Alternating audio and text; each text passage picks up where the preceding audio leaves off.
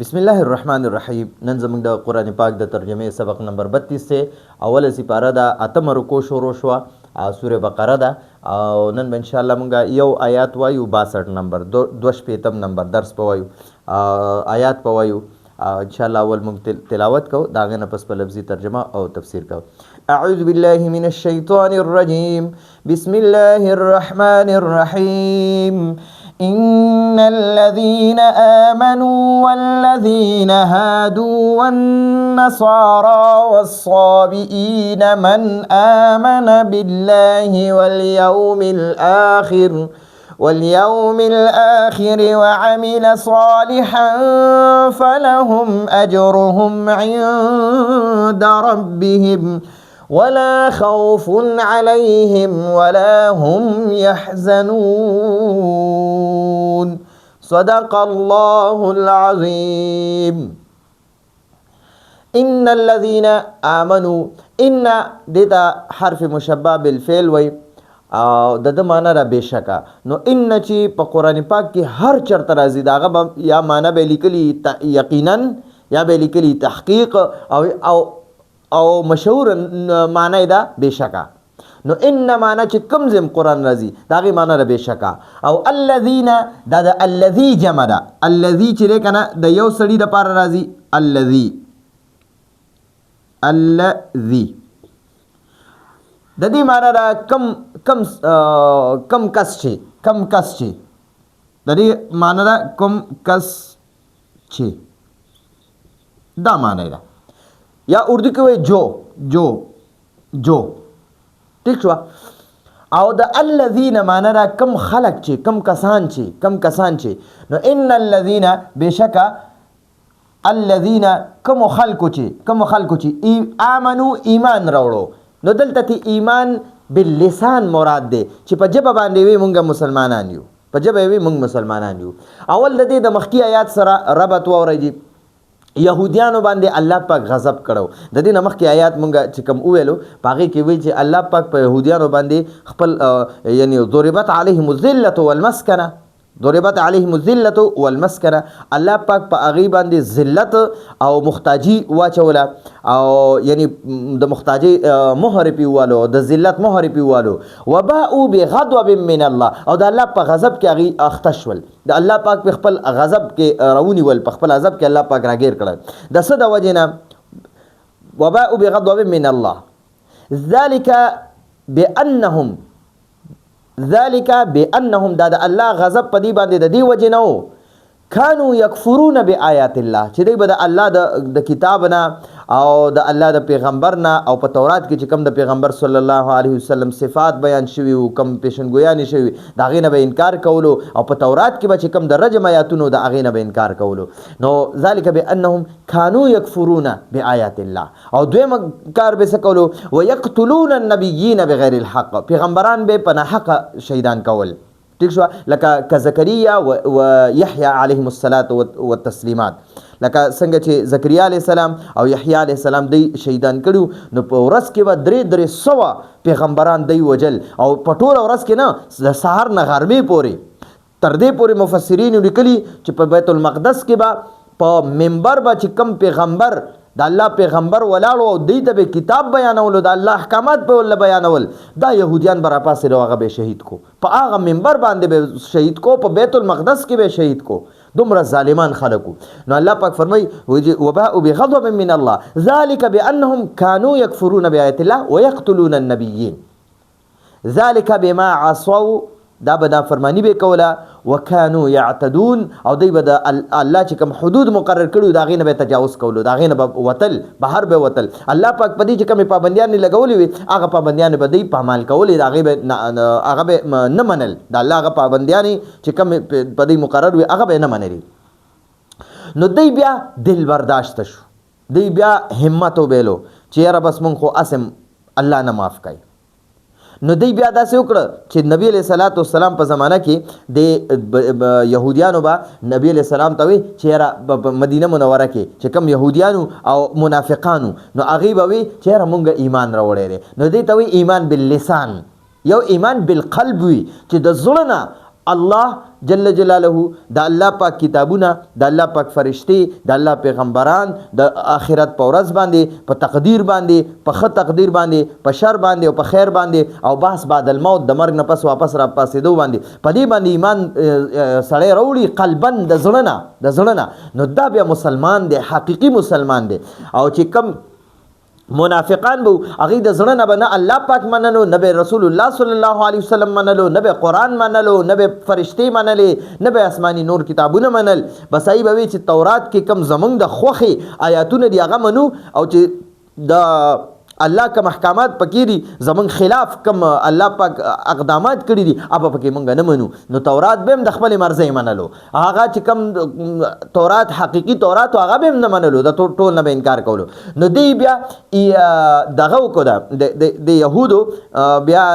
مدینه منوره کې ایمان باللسان ورته وای چې دوی په ژبه باندې صرف د مسلمانېدو اقرار وکړو چې موږ مسلمانان یو او نور به چې کله به وای دا خلو الی شیاطینهم قالوا چې کله خپل شیاطین سره شو ورته وای ان معکم موږ تاسو سره مونږ تاسو ملګریو د مسلمانانو پسې اسې ټوکې او مسخرې کو نو دلته کې یا قوي و ان الذين بشکک مخلقو چې امنو ایمان راوړو د امنه جمع راځي امنه معنی راغی یو سړی ایمان راوړو دا فعل ماضی ده امنه معنی هغه یو سړی ایمان راوړو د ګردان چې او چلے نو درې مسیغه راځي امنو دا امنو هماغه د فعل ماضی جمع مذکر غائب صيغه ده امنو د امنه گردان د امنه اوله صيغه ده امنو درېمه صيغه ده د جمع مذکر غائب صيغه ده نو امنو هغه ایمان راوړو ان الذين بشک کوم خلکو چې امنو ایمان راوړو لسانن ښه په جبه باندې چې کوم د ایمان اقرار وکړو چې مونږ ایمان راوړل د مدینه منورې منافقان ته مراد دي والذین او هغه خلک چې هادو يهوديان شو هذا يهود معنی دا لفظي معنی خو دا توبه کول د موسی علی السلام په زمانہ کې چې کم يهوديانو کنه نو هغه ته يهوديان زکوي چې د هدا يهود معنی توبه کول دغه موسی علی السلام چې کوه تور ته د تورات د پر لاړو نو دلته کې سامری سخه جوړ کو او د يهوديانو د هغه سخه عبادت کول نو چې بیا کله موسی علی السلام راغې او بیا الله پاک ورته حکم وکړ چې دی اوس د خپل د چا چې عبادت نه کړي دی راپاسي تور دی راواخلي او چې د کوم خلکو عبادت کړي د سخه نو دغه دی ټول قتل کی دی قتل کی نو پاګه کې او یا زره قتل شو او لا نور قتل شوی نو چې الله پاک د غي د نجات وحي راولېګلا او هغه چې کم لا پاتیمو چې د سخی عبادت کړو هغه ډیر زیات لا پاتیمو الله پاک د غي توبه قبول کړه نو چې توبه قبول شي نو هاذا معنا د هاذا بمانه تابا نو د هاذا معنا د هاذا معنا د تابا هاذا معنا دا هغه يهودي شو تابه معنا چې توبه وکړه توبه د هاذا معنا لفظي معنا دا هغه توبه وکړه ٹھیک شو نو دلته کې بعض مفسرین وای دا هاذا يهود کچرته دا د عربی لفظ وي نو د دې معنی را هغه خلک چې د موسی علی السلام په زمانه کې دغه نه توبه کړي و د سخی د عبادت نه توبه کړي و الله توبه قبول کړي و نو هغه يهوديان د هغه طرف ته بیا د دې د نوم د هغه د وجه نه يهود بیا هغه ته وي چې د سخی عبادت نه توبه کړي و يهود کچرته د عربی لفظ وي کچرته د عبرانی لفظ وي عبرانی لفظ وي نو د یعقوب علی السلام یو زویو د یعقوب علی السلام زویو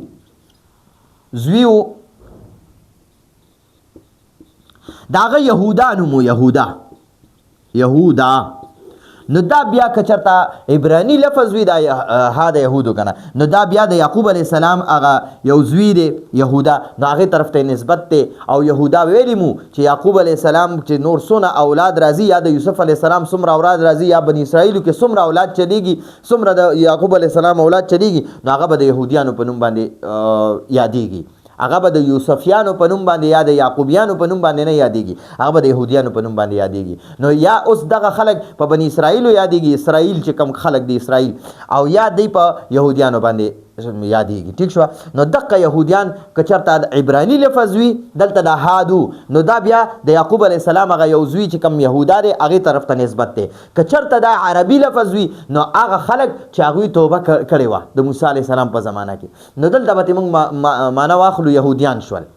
نو ان الذين بشک کوم خلکو چې امنو ایمان راوړو لسانن د مدینه منورې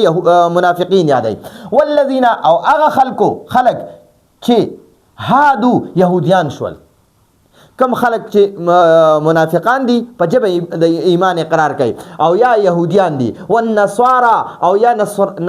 نصرانیان دي. نصرانیان چې نصارا چې نصارا دا د نصرانون جمع ده. نصرانون نو د جمع نصارا راځي. نصارا معنا نصرانیان او د نصرانون معنا ده نصاری لکه یو نصرانی انسان لکه مونږ چې وایو یهودیان د عیسایان نو عیسایان ویل ورته ټیک نه دي. عیسائی هغه کس ته وایي چې هغه د عیسی علیه السلام پیروکار وي په حقیقت کې عیسی علیه السلام د الله پیغمبر ګڼي او الله جل جلاله خپل رب ګڼي هغه ته عیسائی وایي. او دا نن سبا چې کوم دي هغه نصرانیان چې هغه عیسی علیه السلام د الله پاک زوی ګڼي او دا چې کوم بیبي مریم ده هغه د الله پاک بیبي ګڼي او الله پاک جل جلاله د دې د بیبي مریم خاون او د عیسی علیه السلام پلار ګڼي. نعوذ بالله. دا دومره بدتمیز خلق دي ذلیل خلق دي. نو دا نصرانون معنا ده یو نسواری یعنی یو عیسائی.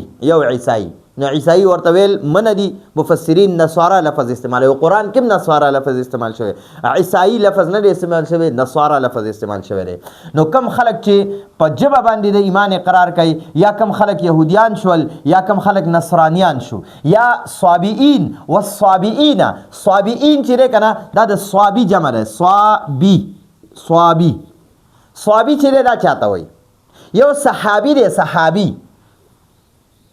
صحابي هغه چاته وایي چې په رسول الله صلی الله علیه وسلم باندې ایمان راوړی دی او بیا د نبی علیه السلام اتباع کړې ده او د ایمان په حالت کې د دنیا نه رخصت شوی هغه ته صحابي وایي. صحابي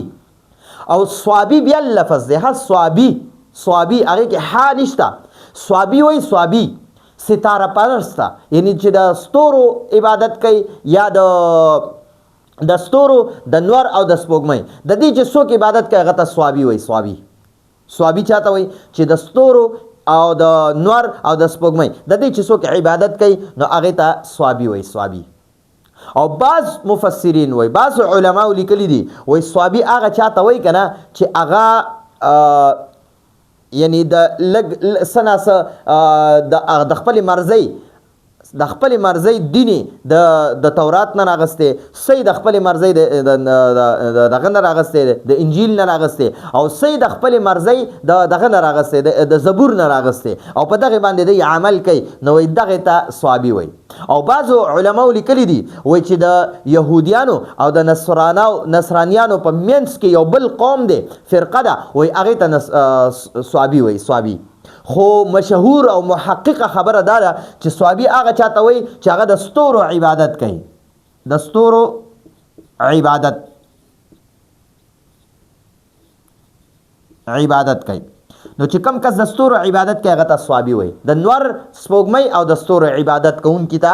صوابي وایي. ٹھیک شو. نو دا یو فرقه ده او دا د داود علیه السلام په زمانه کې تیره شوې ده. بعض علما وایي دا د داود علیه السلام چې کوم امتیانو نو وایي هغې کې بعض خلک د داود علیه السلام ډېر تابعدار وایي هغې ته صوابي وایي. خو محققه خبره دا ده صوابي هغه چاته وایي چې هغه نه قرآن مني نه تورات مني نه زبور مني نه انجیل مني او دی نه الله مني نه رسول مني. دی صرف او صرف د ستورو او د نور او د سپوږمۍ عبادت کوي او هغه نور سپوږمۍ او ستوري دا خپل خدایان ګڼي. ٹھیک شو. نو صوابي هغه خلکو ته وایي. نو الله پاک دا څلور قسمه خلک بیان کړل چې ان الذين بشک کوم خلکو چې امنو ایمان راوړو والذین هادو دا ایمان راوړلو والا ایمان باللسان دی ایمان بالقلب نه دی او الله پاک ایمان بالقلب غواړي. ایمان باللسان الله نه مني. یعنی دا چې کوم د مدینه منورې منافقانو هغوی به ایمان باللسانو هغه به وي مونږ په جبه باندې مونږ مسلمانان یو. نو الله پاک څلور قسم خلق یادوي. اول نمبر خلق یادوي ان الذين امنوا، بېشکه کوم خلکو چې ایمان راوړو باللسان، والذین هادو او هغه خلک چې يهوديان شو، والنصارى او هغه خلک چې نصارا شول عیسایان شول، والصابئین او هغه خلک چې صابیان شول صابئین د صابی جمع ده. صابی یو ستاره پرست وي او صابئین ډیر جمع شو ټیک شو. نو دا څلور قسمه خلک ایمان الذين امنوا ولا دا یو شو،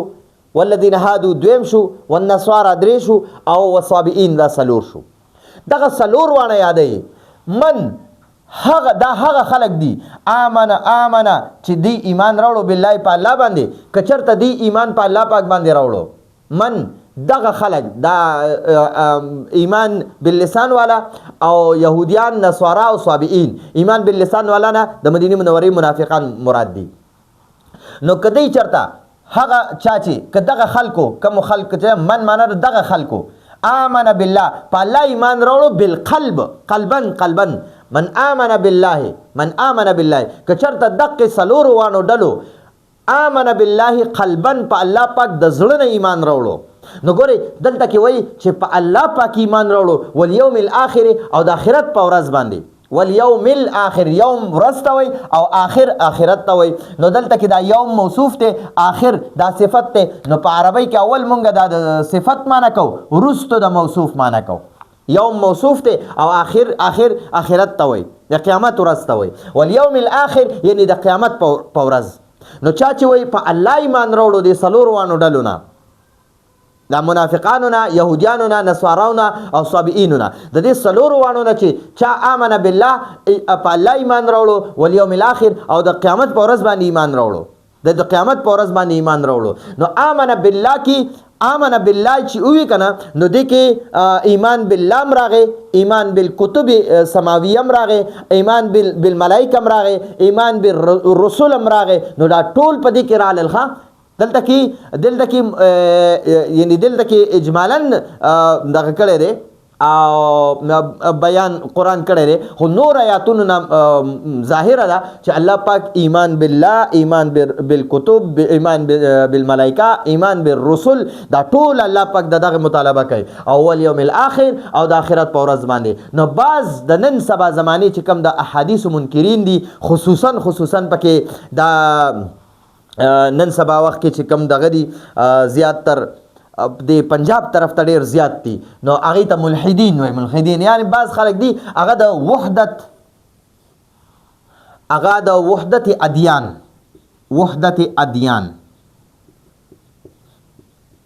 د وحدت ادیان هغه قائل دي. دا عقیده ده وحدت ادیان د دین جمع ده او وحدت معنی را چې چا یو دین مو منلو په دې زمانہ کې دا دغه خلکو عقیده ده، زمونږ نه ده، زمونږ دا عقیده نه ده. زمونږ عقیده دا ده چې د رسول الله صلی الله علیه وسلم باندې چې کوم قرآن نازل شو کنه، نو تورات هم منسوخ شو، زبور منسوخ شو، انجیل هم منسوخ شو، آسمانی ټول کتابونه منسوخ شو، ټول ادیان منسوخ شو، يهودیت هم منسوخ شو، ختم شو، عیسایت هم ختم شو، نصرانیت هم ختم شو، د زبور چې کوم منون کې خلکو اغیم ختم شو، او چې کوم یعنی د مخکې پیغمبرانو ټول ادیان بیا منسوخ شو چې کله قرآن نبی علیہ السلام ته ملاو شو. نو اوس په يهودیان، نصارا او صابئین نور چې څومره خلک دي کدی پر رسول الله صلی الله علیه وسلم او په قرآن پاک او په الله پاک او د آخرت په ورځ باندې او آسمانی کتابونو باندې او په فرشتو باندې ایمان راوړو، نو دی له الله دی او نیک عمل هم کوي. شرط ور سبل دا دی چې ایمان سره، ایمان قلبی سره عمل صالح شرط ته. دا دوه خبرې وکړي چې دا دوه خبرې راوړي نو الله پاک به دی له اجر هم ورکوي، دی نجات مو منتلو، دی الله کامیاب هم کړل. دا خلق الله پاک په دی باندې نه سیاره وي او نه به دی غمگین وي. نو دغه وحدت ادیان والا عقیده چې څوک لري کنه، نو هغه خلق وای که دی وخت کم څوک صرف قرآن او رسول الله صلی الله علیه وسلم منی او په الله ایمان راوړي، بس دام نجات یافته دته به الله پاک نجات ورکوي دا به جنت ته ځي او دا عقیده هم ده که نن سبا څوک موسی علیه السلام د الله پیغمبر ګڼي او په تورات ایمان راوړي او الله پاک خپل خدای ګڼي وایي دا هم نجات یافته دی دا بالکل غلطه خبره ده دې وخت کې څوک وایي چې یاره په عیسی علیه السلام څوک ایمان راوړي او د انجیل منونکي وي او الله خدای مني او رسول الله صلی الله علیه وسلم او قرآن دا نه مني نو دا بیا مسلمان دا بیا هم وایي نجات یافته دی دا بیا هم نجات یافته دی خو دا بالکل غلطه خبره ده چې دې وخت کې څوک قرآن کې الله پاک فرمایي ومن یبتغي غیر الاسلام دینا څوک چې د اسلام نه بغیر بل دین لټوي فلن يقبل منه الله پاک ته دا قبول نه دی ٹھیک شو الله ته بالکل الله جل جلاله ته دا قبول نه دی بل په قرآن پاک کې بل ځکه الله پاک وایي و ان الدین عند الله الاسلام ان الدین عند الله الاسلام الله جل جلاله ته په ادیانو کې د ټولو نه مقبول ترین او الله ته محبوب ترین او الله چې کوم مطالبه کوي هغه د دین اسلام کوي کنه او قرآن کې الله پاک فرمایي او بل ځکه او اليوم اکملت لكم دینکم نبی علیہ السلام تعالی پاک اليوم اکملت لكم دینکم ما پتا باندې نن خپل دین کامل کو مکمل شو دین اسلام دا مکمل شو بس دین اسلام دغه دی چې کم تا قرآن ملاو شو او بل ورته بیا الله پاک فرمای په قرآن پاک کې چې کڅوک د قرآن او د رسول الله صلی الله علیه وسلم او د الله جل جلاله او د آخرت د ورځې دا منون کی وي ٹھیک شو او ټول اسمانیم د الله اسماني کتابونه د الله کتابونه غني ایمان به په قرآن پاک وي عمل به په قرآن پاک کوي ایمان به په ټول آسماني کتابونو باندې وي عمل به په قرآن پاک کوي بیا به دا نجات یافته وي او عمل او منی به ټول آسماني کتابونه اتباع د رسول الله صلی الله علیه وسلم کوي منی به ټول پیغمبران د آدم علیه السلام پورې به ټول پیغمبران منی خو تابعداري او اتباع به صرف د رسول الله صلی الله علیه وسلم کوي او ټول فرشتي به د الله پاک مخلوق غني چې دا د الله مخلوق ته او الله پاک پیدا کړی دی نورانی مخلوق ته نورانی مخلوق او د آخرت په ورځ باندې یعنی قیامت به مني او جنت او جهنم دغه به مني نو دلته یوم الاخره چې راغی کنه یوم الاخره نو په دې یوم الاخره کې جنت جهنم او ثوابونه د نیک اعمالو ثوابونه او د ګناهونو سزاګانې دا ټول په دې کې راغی او آمن بالله چې وي نو آمن بالله په دې کې راغی په الله ایمان هم راغی آمن بالله هم راغی او آمن بالکتب هم راغی په ټول آسماني کتابونو باندې ایمان راغی آمن بالملائکه هم راغی په ټول فرشتو ایمان راغی آمن بالرسل هم راغی په ټول پیغمبرانو رسول هم ایمان راوړل هم پکې راغی نو دلته کې اجمالاً ویلې یعنی مختصر صرف آمن بالله ویلې خو ټول سیزونو پکې ایمان شامل دی او والیوم الاخره ویلې خو د جنت او جهنم او د الله پاک چې کوم سزاګانې ورکړي په ګناهونو او چې کوم ثوابونه په نیک اعمال ورکړي په دې ټول باندې راوړي دا ټول په دې کې شامل شو نو الله پاک فرمای وکدي سلور ډلو آمن بالله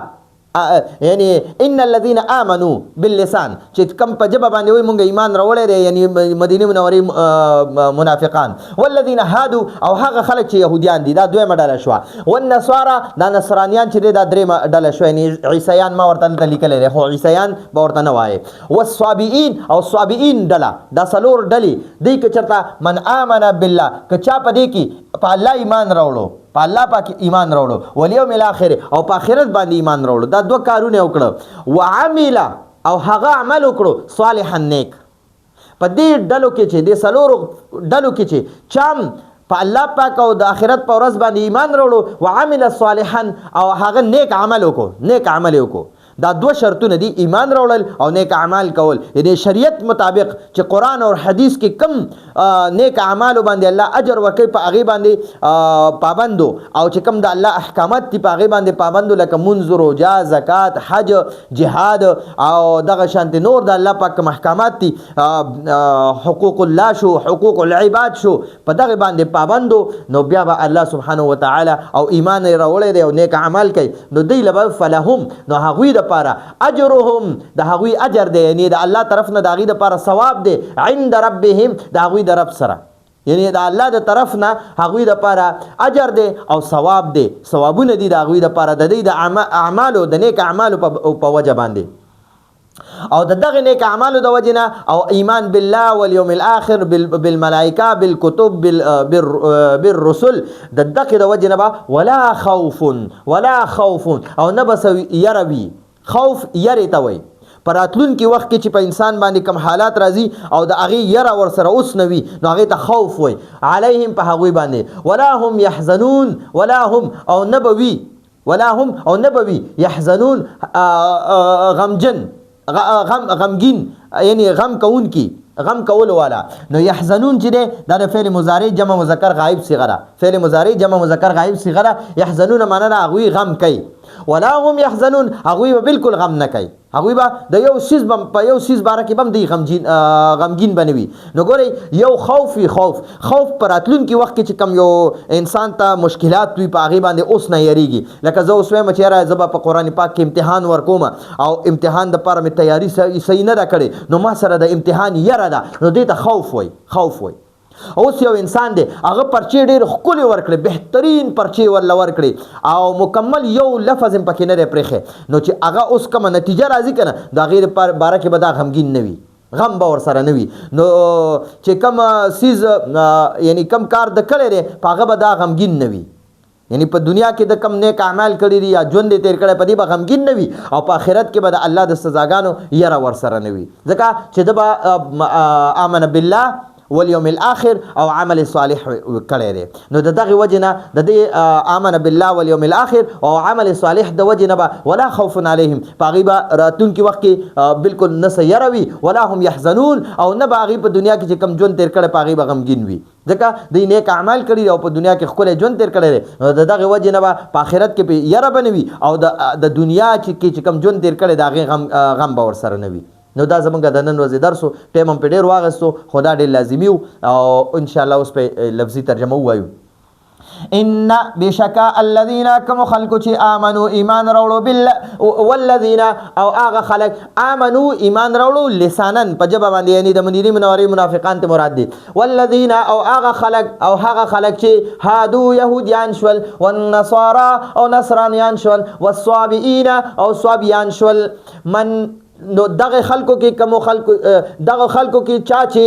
آمنه ایمان راوړو بالله په الله باندې په دې څلورو ډلو کې چې چا په الله ایمان راوړو والیوم الاخر او د آخرت په ورځ یعنی په قیامت ایمان راوړو وعمل او هغه عمل وکړو صالحا نیک وعمل صالحا او هغه نیک عمل وکړو فلهم نو هغه خلکو دپاره دغه څلور وانو ډلو کې چې چا هم د ایمان بالله والیوم الاخر او عمل صالح وکړو نو هغوی دپاره فلهم نو هغوی دپاره اجرهم د هغوی اجر به وي یعنې د هغوی دغه نیک اعمالو ثوابونه به وي عند ربهم د هغوی د رب سره عند ربهم د هغوی د رب سره ولا خوف او نه به څه یره وي علیهم په هغوی باندې ولا هم یحزنون ولا هم او نه به هغوی یحزنون غمجن وي یعنی په هغې باندې بس